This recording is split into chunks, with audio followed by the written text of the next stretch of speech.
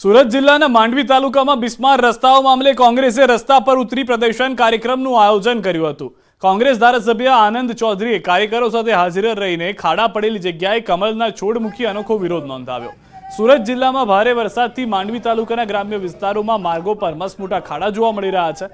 તંત્રને અનેકવાર રજૂઆતો કર્યા બાદ પણ સ્થિતિ એમની એમ જ હોવાની પરિસ્થિતિ થવા પામી છે, જેને લઈને આજે કોંગ્રેસે બિસ્માર રસ્તાઓ મામલે અનોખો વિરોધ દર્શાવ્યો।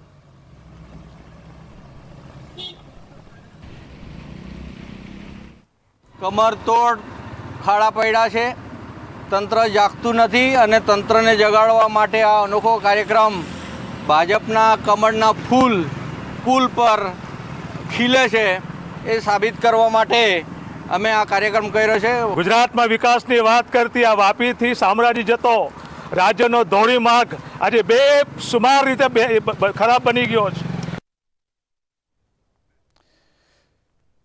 વિદેશ મોકલવા માર્કશીટમાં ચેડા કરીને ડુપ્લિકેટ માર્કશીટ બનાવવાના કૌભાંડનો પર્દાફાશ થયો છે। એલિસ બ્રિજ પોલીસે 3 આરોપીની ધરપકડ કરીને ડુપ્લિકેટ માર્કશીટ જપ્ત કરી છે। આરોપીઓ વિદ્યાર્થીઓની ધોરણ 10, 12 અને કોલેજની માર્કશીટમાં ચેડા કરી બોગસ માર્કશીટના આધારે યુકેમાં એડમિશન આપીને લાખો રૂપિયા પડાવતા હતા। પોલીસે 31 ડુપ્લિકેટ માર્કશીટ જપ્ત કરીને આરોપીની ધરપકડ કરી। માર્કશીટ કૌભાંડનો માસ્ટરમાઇન્ડ મનીષ ઝવેરી છે। મનીષ ઝવેરીએ આંબાવાડીમાં યુનિવર્લ્ડ નામથી વિઝા કન્સલ્ટિંગની ઓફિસ શરૂ કરી। આરોપી ફોરેન સ્ટુડન્ટ એસોસિએશનનો પ્રમુખ છે। વિદેશમાં અભ્યાસ કરવા માટે IELTSની પરીક્ષા આપીને સારા બેન્ડ મેળવવા ફરજિયાત છે, પરંતુ વિદેશ અભ્યાસ માટે જતા વિદ્યાર્થીઓ IELTS જો પાસ નથી કરી શકતા તો તેમની માર્કશીટમાં ચેડા કરીને વિદેશમાં એડમિશન કરાવે છે।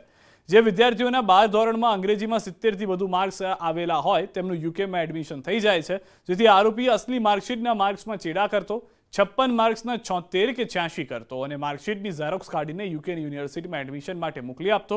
જો વિદ્યાર્થીનું એડમિશન નક્કી થઈ જાય તો આરોપી અસલી માર્કશીટમાંથી ગુજરાત એજ્યુકેશન બોર્ડની સાઇનિંગ વાળો સિક્કો કાઢીને ડુપ્લિકેટ માર્કશીટ બનાવીને વિદ્યાર્થીને વિદેશ મોકલતો હતો। જે છોકરાઓનું IELTS ક્લિયર નહોતું થતું એ લોકોએ આ સંસ્થાનો સંપર્ક કરેલો। આ સંસ્થાએ એના જે 70ની ઓછા માર્ક હોય એ માર્ક્સને 70થી ઉપર કરી દીધેલ અને ત્યારબાદ એની જે ઝેરોક્સ કરાવી અને જે યુકેની યુનિવર્સિટી છે એની અંદર એને અપ્રુવલ કરાવેલ। એડમિશન અપ્રુવલ થઈ જાય પછી આની જે જૂની માર્કશીટ હોય એમાંથી જે GSEBનો એમાં યુનિવર્સિટીનો જે લોગો આવે છે એ લોગો કાપી અને નવી માર્કશીટ બનાવી એની અંદર એ લોગો ફિટ કરતા હોય છે।